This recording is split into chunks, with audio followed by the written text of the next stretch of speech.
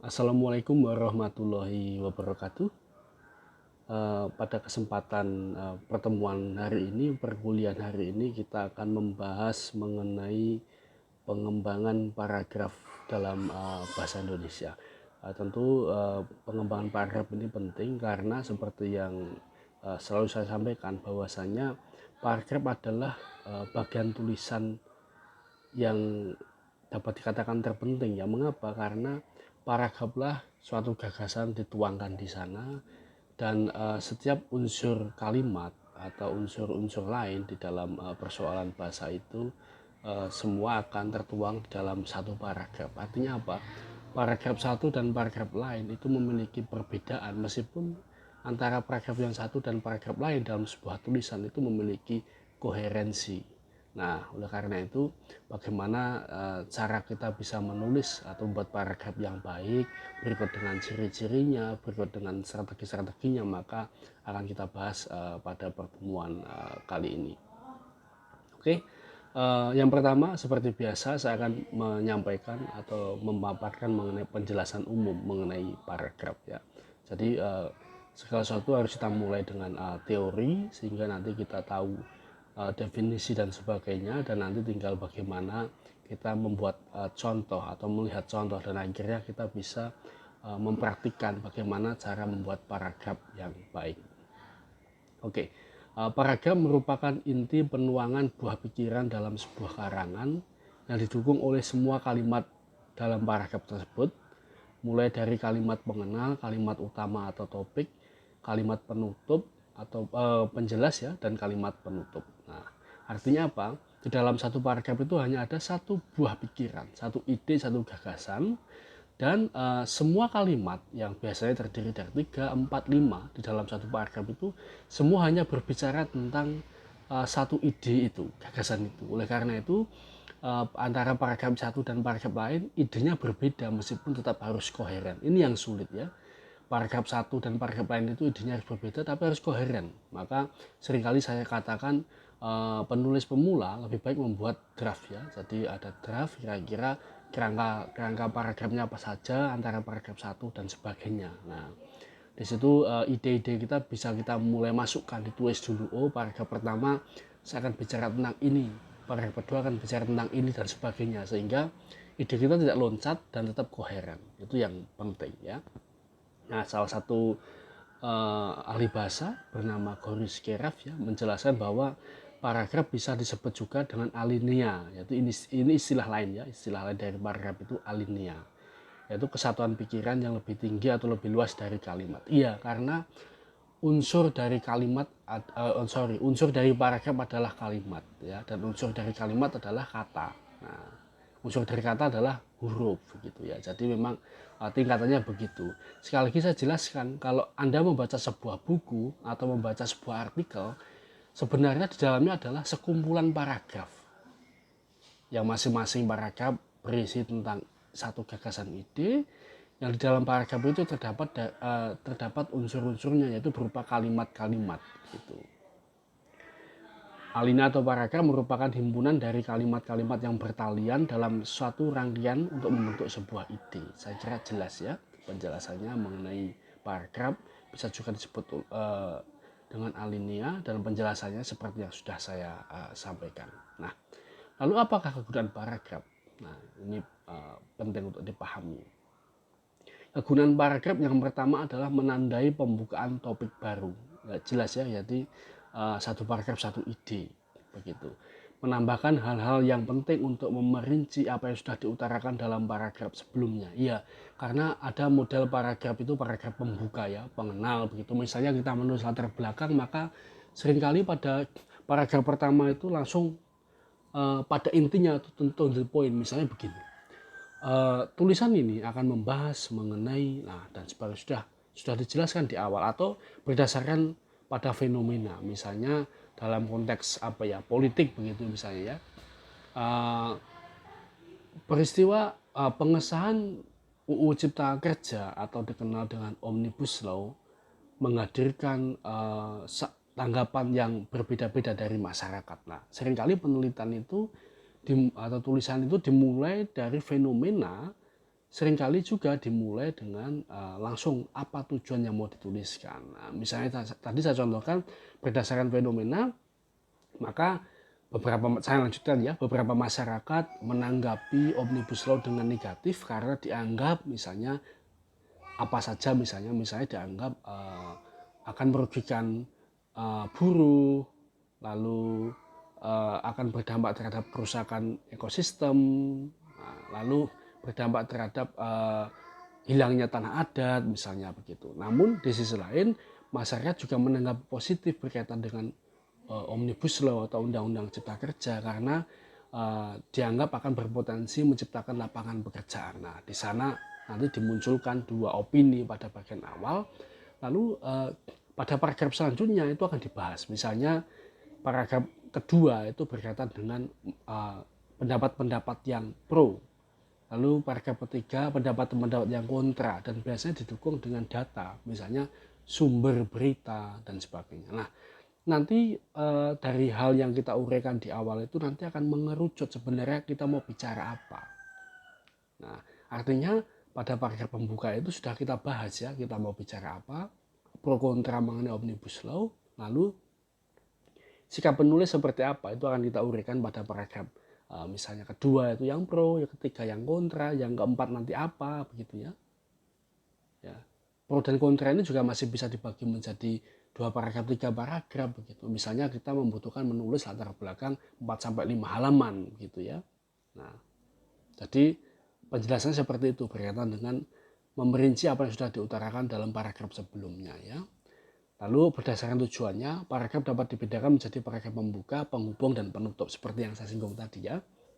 Jadi bisa paragraf pembuka yaitu menjelaskan apa yang mau dibicarakan begitu. Lalu paragraf penghubung ini bisa juga disebut sebagai paragraf inti. Mengapa? Karena sebenarnya persoalan ditulis di sana.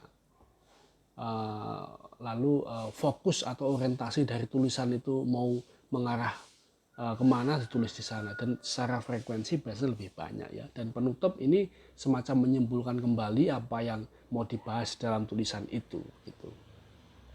Nah, ini secara spesifik akan saya jelaskan. Yang pertama mengenai paragraf pembuka ya. Tadi saya singgung ada 3 jenis paragraf ya, yaitu paragraf pembuka, lalu paragraf penghubung atau inti, lalu paragraf penutup. Kita mulai dari paragraf pembuka.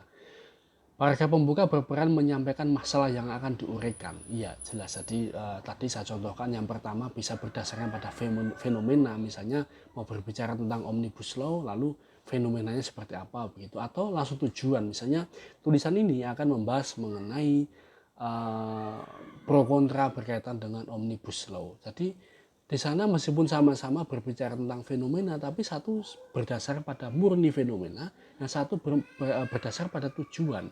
Meskipun sebenarnya semua tulisan itu akan berbicara tentang tujuan ya, tapi ini adalah gaya atau style dalam menulis. Kegunaan paragraf pembuka adalah untuk menarik perhatian pembaca dan menjelaskan tujuan penulis. Artinya apa?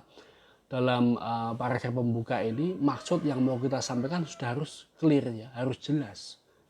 Jangan sampai paragraf pembuka tidak bisa menyampaikan apa yang mau kita sampaikan sehingga pembaca itu tidak paham apa yang dimaksudkan. Jangan sampai paragraf pembuka ini membuat orang bingung sebenarnya kecenderungan penulis ini ke arah mana. Nah, jangan sampai seperti itu ya. Oleh sebab itu paragraf pembuka harus dapat menarik minat dan perhatian pembaca serta sanggup menyiapkan pikiran pembaca kepada masalah yang akan diuraikan. Jadi clear ya. Artinya penjelasan saya dapat dipahami mengenai fungsi dan bagaimana strategi dalam menuliskan pada bagian paragraf pembuka. Lalu berapa paragraf untuk paragraf pembuka? Ini terserah ya, terserah tergantung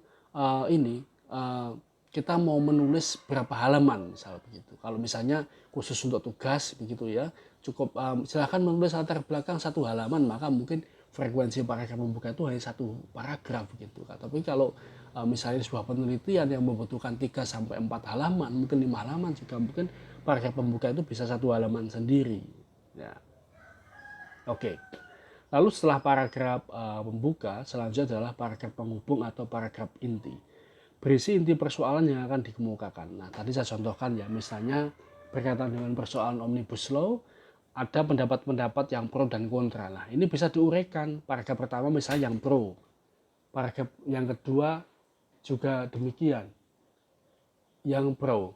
Lalu paragraf selanjutnya, paragraf ketiga mungkin juga bisa yang pro misalnya, atau sudah beralih ke yang kontra. Nah, ini bisa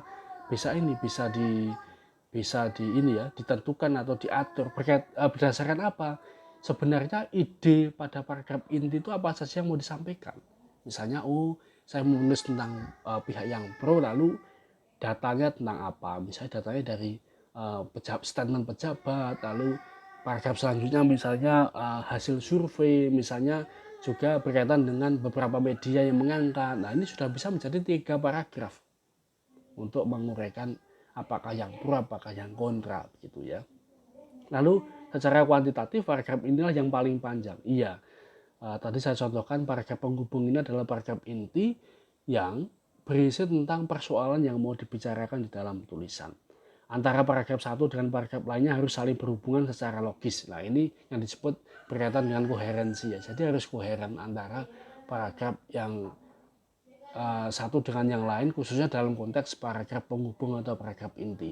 Ketika paragraf pembuka sudah dikenalkan mengenai apa yang mau ditulis, lalu pada paragraf inti atau paragraf selanjutnya berkaitan tentang persoalan secara detail, sumber data, lalu persoalan-persoalan yang mau dibicarakan secara teknis begitu, tetapi harus berkaitan ya. Jadi tidak boleh loncat. Nah, begitu. Nanti ada contoh-contohnya bagaimana cara membuat paragraf penghubung atau inti yang baik.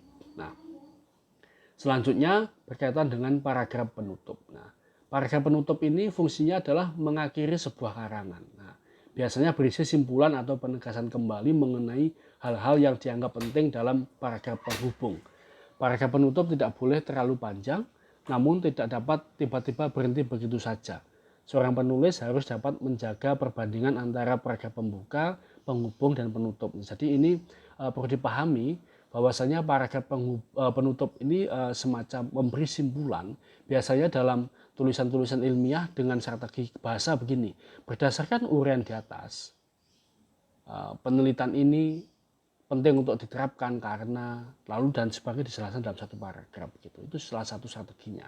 Nah, kalau persentasenya bagaimana? Seperti yang saya sebutkan tadi, paragraf pembuka itu 25%, paragraf inti atau penghubung itu 60%, dan paragraf penutup itu 15%. Artinya apa? Paragraf penutup ini lebih sedikit atau paling sedikit kuantitasnya dibandingkan dengan paragraf inti atau paragraf penghubung dan dibandingkan dengan paragraf pembuka.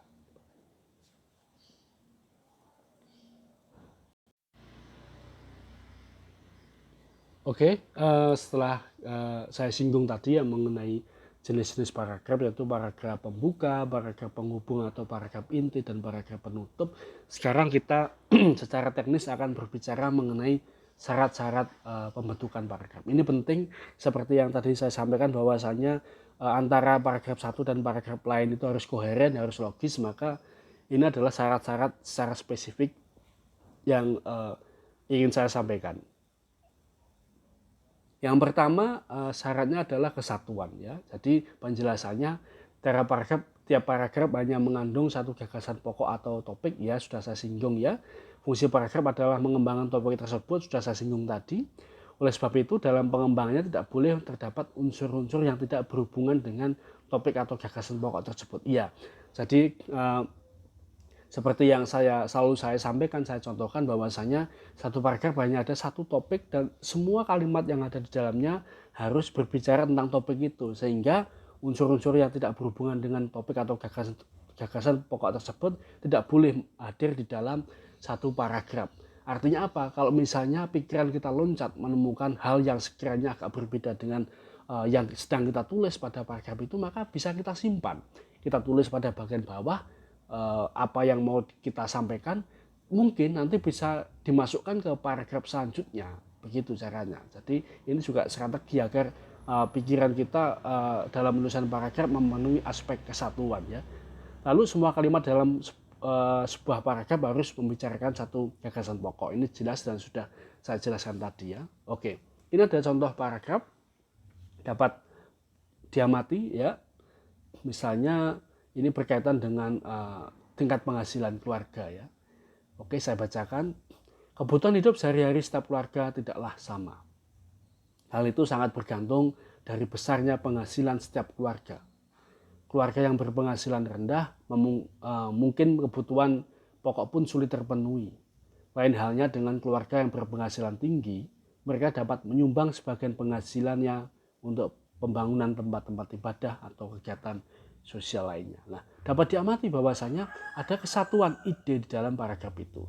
Berbicara tentang apa? Berbicara tentang penghasilan. Nah, lalu ada yang diulang misalnya keluarga, keluarga, keluarga, lalu penghasilan. Itu adalah strategi. Artinya apa? Paragraf ini yang terdiri dari sekian kalimat itu hanya berbicara tentang tentang satu ide pokok. Lalu bagaimana caranya agar bisa mengembangkan paragraf tersebut menjadi paragraf lain. Seperti tadi saya sampaikan bahwasanya paragraf seringkali berisi tentang penjabaran atau deskripsi dari paragraf selanjutnya. Caranya bagaimana? Caranya adalah bisa dibuat paragraf kalimat pertama dalam paragraf ini menjadi satu paragraf lain. Lalu kalimat kedua dalam paragraf ini bisa dikembangkan menjadi paragraf selanjutnya atau paragraf ketiga. Kalimat ketiga dalam paragraf ini menjadi paragraf keempat ya. Lalu paragraf keempat pada kalimat ini menjadi paragraf kelima. Artinya apa? Kalian bisa memahami sebenarnya inti dari kalimat pertama itu apa, lalu silakan dikembangkan. Nah, itu salah satu strategi kita dalam mengembangkan paragraf yang apa? Yang terdiri dari aspek kesatuan. Yang pertama, paragraf ini menunjukkan satu aspek kesatuan yang hanya berbicara tentang tingkat penghasilan keluarga, dan ternyata dari satu paragraf yang memiliki tingkat aspek kesatuan ini masih bisa diuraikan kembali atau di breakdown menjadi sekian paragraf yang membantu dalam menjelaskan inti pokok dari paragraf ini.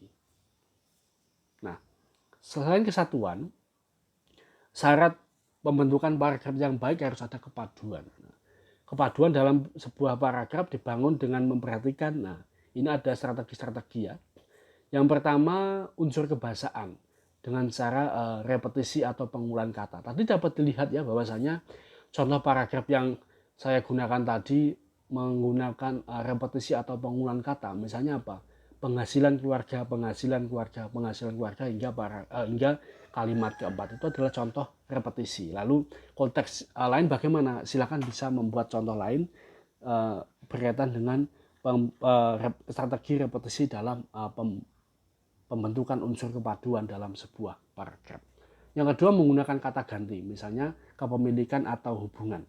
Saya sering mencontohkan begini berkaitan dengan kondisi keluarga juga. Misalnya begini, Pak Tono adalah orang terkaya di kampungku. Jadi ada Pak Tono ya di sana. Di dalam kalimat itu, awal paragraf itu menjelaskan bahwasanya Pak Tono adalah orang terkaya di kampungku. Satu kalimat selesai. Anak pertamanya merupakan dokter spesialis terkenal di kotaku. Nah, di sana ada anak pertamanya. Anak pertama siapa? Pak Tono ya. Lalu anak keduanya merupakan arsitek yang membuat desain jembatan lengkung di Indonesia. Nah, anak keduanya. Nah, dengan demikian wajar jika Pak Tono adalah orang terkaya di kampungku. Nah, dalam konteks itu ada Pak Tono, anak pertama, anak kedua, begitu. Jadi menggunakan kata ganti. Ini apa? Hubungan ya. Hubungan dengan Pak Tono itu anak pertama, anak kedua, anak ketiga. Itu juga strategi dalam dalam membuat paragraf dengan memenuhi syarat kepaduan dengan menggunakan kata ganti. Lalu yang ketiga, menggunakan transisi atau ungkapan penghubung, misalnya hal ini, oleh karena itu, akibatnya. Tadi saya contohkan ya, dengan demikian maka wajar jika Pak Tono adalah orang terkaya di kampungku. Nah, itu adalah transisi ya, atau ungkapan penghubung. Dengan demikian, oleh karena itu, akibatnya, itu juga bisa digunakan sebagai strategi dalam membentuk kepaduan dalam satu paragraf. Lalu selanjutnya apa? Dengan pemerincian urutan isi paragraf atau mengembangkan pikiran utama menjadi sebuah paragraf urutan kronologis sebab akibat khusus dan umum. Misalnya ini teorinya seperti piramida ya, biasanya begitu, dari yang umum lalu yang khusus sebab akibat urutan kronologis. Ini juga dapat dicari contoh-contoh mengenai paragraf yang di dalamnya terdapat unsur-unsur tersebut ya. Oke, lalu selanjutnya kelengkapan ya. Kesatuan, kepaduan, sekarang kelengkapan. Suatu paragraf dikatakan lengkap jika berisi kalimat-kalimat penjelas yang cukup untuk menunjang kejelasan kalimat topik atau kalimat utama. Sebaliknya, suatu paragraf dikatakan tidak lengkap jika tidak dikembangkan atau hanya diperluas dengan pengulangan. Ini ada contoh paragraf yang hanya terdiri dari 2 kalimat ya. Ini hanya contoh, hanya memudahkan kita dalam memahami dari maksud bahwasanya paragraf tersebut kurang lengkap. Dapat diamati contoh paragraf di sana yang terdiri dari 2 kalimat. Suku Dayak tidak termasuk suku yang suka berperang, lalu berperang diberi garis bawah ya. Mereka tidak suka berselisih atau bersengketa. Nah, berselisih dan bersengketa juga diberi garis bawah. Apa persoalan dalam paragraf ini? Itu pertanyaannya. Berkaitan dengan kelengkapan, paragraf ini tidak lengkap karena apa? Kalimat-kalimat di dalamnya hanya melakukan pengulangan, yaitu berperang, berselisih, dan bersengketa. Lalu bagaimana contoh perbaikannya? Misalnya begini. Suku Dayak tidak termasuk suku yang berperang. Nah, setiap persoalan yang dihadapi mereka selesaikan dengan musyawarah mufakat. Kepala suku selalu berperan sebagai pemimpin yang mempertemukan kedua belah pihak yang bersengketa. Nah, dengan begitu paragraf terlihat berisi tentang kalimat-kalimat yang saling mendukung dan tidak hanya mengulang, lengkap gitu ya. Antara kalimat satu menjelaskan persoalannya, kalimat kedua menjelaskan pengembangannya, dan kalimat ketiga juga demikian. Sedangkan kalau dilihat dari contoh yang saya tampilkan di dalam slide itu hanya mengulang. Artinya suku Dayak tidak termasuk suku yang suka berperang, cukup, tidak perlu ditambah dengan kalimat kedua. Karena berselisih dan bersengketa sama artinya. Berbeda dengan contoh yang saya buat tadi berkaitan dengan bentuk perbaikannya. Oke, selanjutnya kita akan membahas mengenai letak kalimat utama ya. Jadi kalimat utama itu terletak di mana saja ya. Ini perlu juga kita pahami. Ini sebenarnya juga berkaitan dengan ini ya, dengan gaya penulisan ya. Artinya penulis bisa memilih gaya tertentu. Terkadang juga entah ia sadar apa tidak begitu ya. Seringkali gaya penulisan seseorang itu pada awal paragraf atau deduktif, seringkali pada akhir paragraf atau induktif. Ada juga yang menuliskan paragraf itu ide pokoknya ada pada bagian awal dan akhir kalimat, akhir paragraf. Nah, yang perlu saya sampaikan di sini adalah kita perlu mengetahui teori ini, pengetahuan ini, sehingga nanti baik ketika kita memahami tulisan atau ketika kita menulis kita menjadi paham sebenarnya pokok kalimat dari tulisan ini apa. Ini penting juga ketika kita mengikuti tes ya. Seringkali ada tes begitu ya. Satu paragraf sudah dapat kepada kita, lalu sebenarnya ini pokok kalimatnya apa sih? Pokok dari paragraf ini pada bagian mana begitu. Dan ini akan membantu kita memudahkan dalam memahami pesan yang disampaikan di dalam paragraf itu. Nah, yang pertama adalah pada awal paragraf. Paragraf dimulai dengan mengemukakan kalimat pokok atau persoalan utama. Kemudian diikuti oleh kalimat-kalimat penjelas yang berfungsi menjelaskan kalimat utama. Seperti yang saya sampaikan tadi ya, paragraf ini biasanya bersifat deduktif dari yang umum ke yang khusus ya. Jadi ide pokoknya dulu lalu diuraikan, dijabarkan satu persatu begitu. Nah, lalu ada juga pada akhir paragraf ya atau induktif ya. Paragraf dimulai dengan kalimat-kalimat penjelas, kemudian diikuti kalimat utama. Paragraf ini biasanya bersifat induktif atau dari yang khusus ke umum. Jadi ini kebalikannya ya. Lalu bisa diamati, bisa dicermati di sana ya. Misalnya menemukan satu paragraf, kira-kira paragraf ini bersifat induktif atau deduktif, itu bisa diamati, bisa dilihat. Nah, selanjutnya ada yang berupa awal dan akhir paragraf. Ini adalah contohnya ya, contoh paragrafnya ya. Peningkatan taraf pendidikan para petani dirasakan sama pentingnya dengan usaha peningkatan taraf hidup mereka. Jadi ini berkorelasi antara peningkatan pendidikan dan taraf hidup. Jadi inti dari paragraf ini sebenarnya berbicara tentang itu. Lalu penjelasannya, kalimat penjelasannya pada paragraf tersebut, pada kalimat kedua, petani yang berpendidikan cukup dapat mengubah sistem pertanian tradisional. Misalnya bercocok tanam yang awalnya hanya untuk mencukupi kebutuhan pangan menjadi petani modern yang produktif. Petani yang berpendidikan cukup mampu menunjang pembangunan secara positif. mereka dapat memberikan umpan balik yang setimpal terhadap gagasan-gagasan perencana pembangunan, baik di tingkat pusat maupun daerah.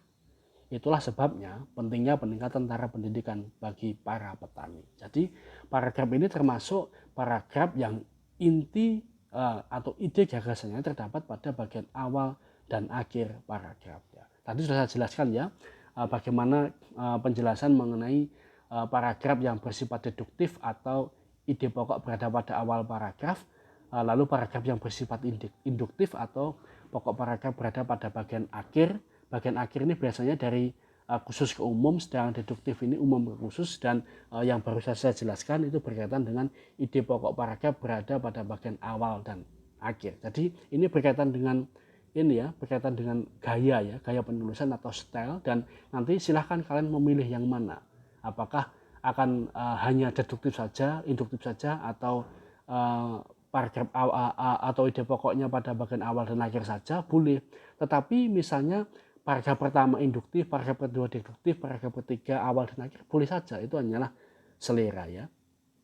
Oke, lalu selanjutnya mengenai pengembangan paragraf ya. Ini sebenarnya berkaitan dengan jenis-jenis paragraf ya. Ada paragraf deskripsi, narasi, persuasi, dan sebagainya. Lalu saya mulai dengan paragraf deskripsi ya. Paragraf deskripsi adalah paragraf yang bertujuan memberikan kesan atau impresi kepada pembaca terhadap objek gagasan, tempat, peristiwa, dan semacamnya yang ingin disampaikan oleh penulis.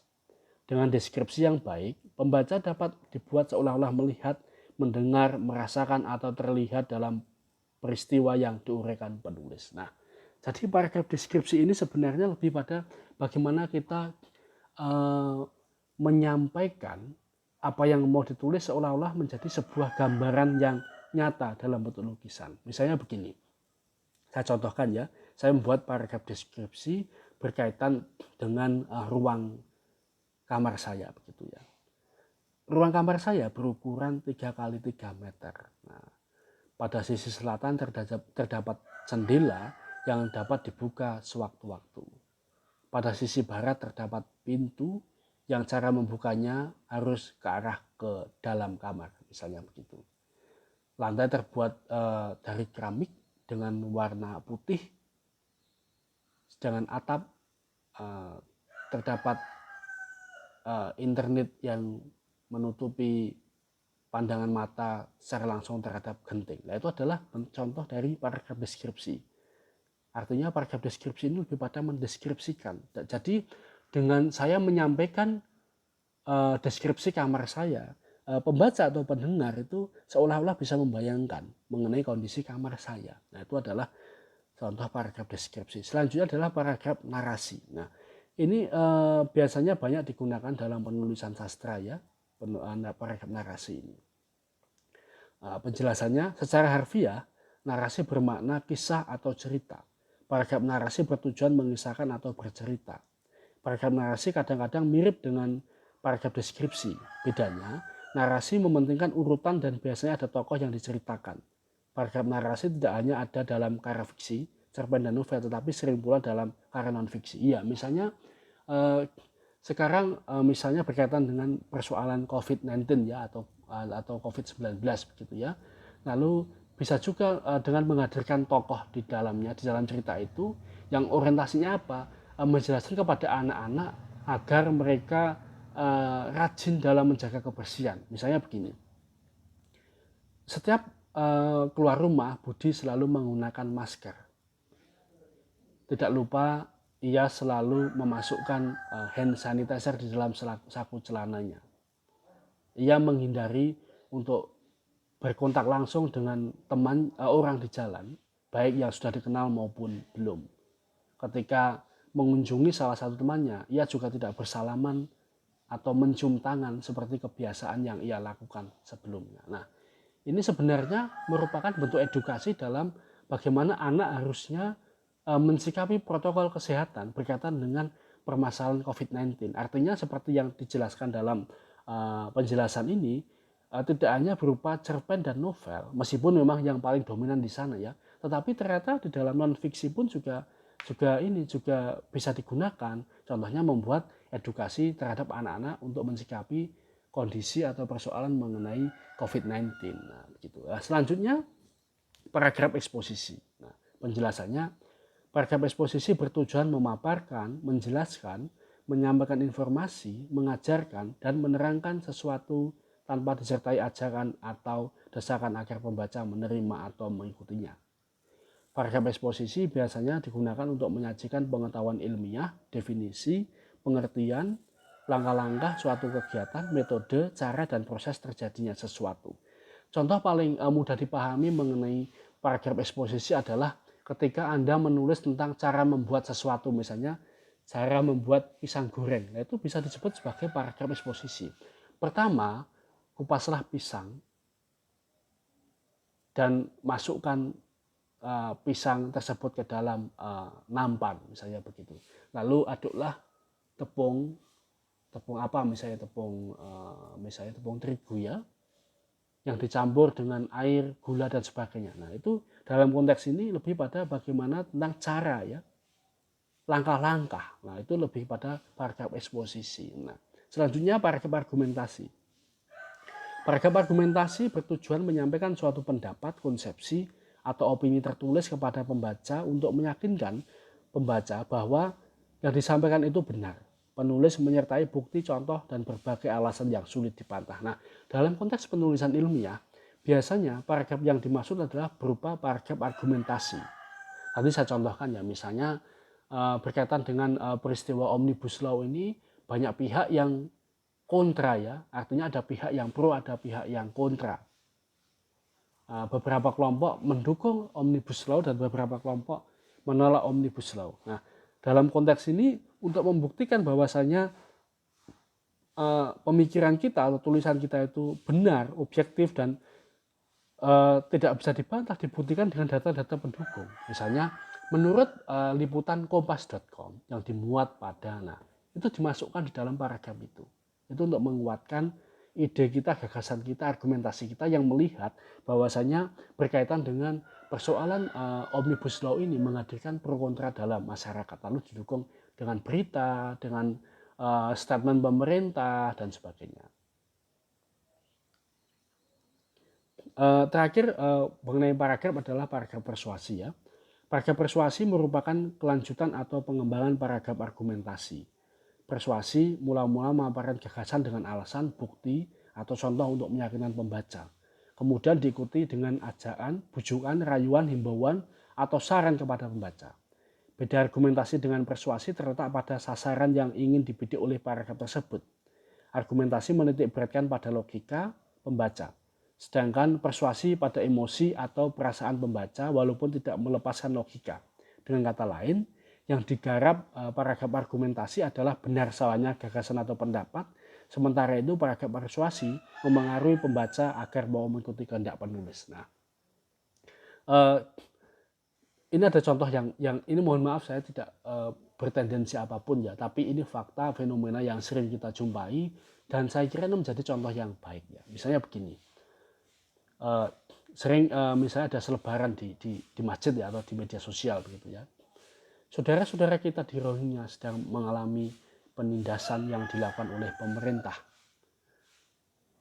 Persoalan kekerasan tersebut dialami oleh anak-anak hingga orang tua. Jangankan berkaitan dengan pangan, nyawa mereka terancam setiap saat karena terjadi pembantaian yang dilakukan oleh rezim berkuasa. Nah, sampai konteks itu masih berupa paragraf argumentasi. Lalu bagaimana untuk bisa memasukkan paragraf persuasi? Ada satu kalimat pada paragraf tersebut. Oleh karena itu, marilah kita sisihkan sebagian penghasilan kita untuk menyumbang saudara-saudara kita di Rohingya. Itu adalah contoh ya, contoh bagaimana paragraf persuasi. Ketika argumentasi yang ditekankan adalah logika, oh iya logikanya apa yang disampaikan.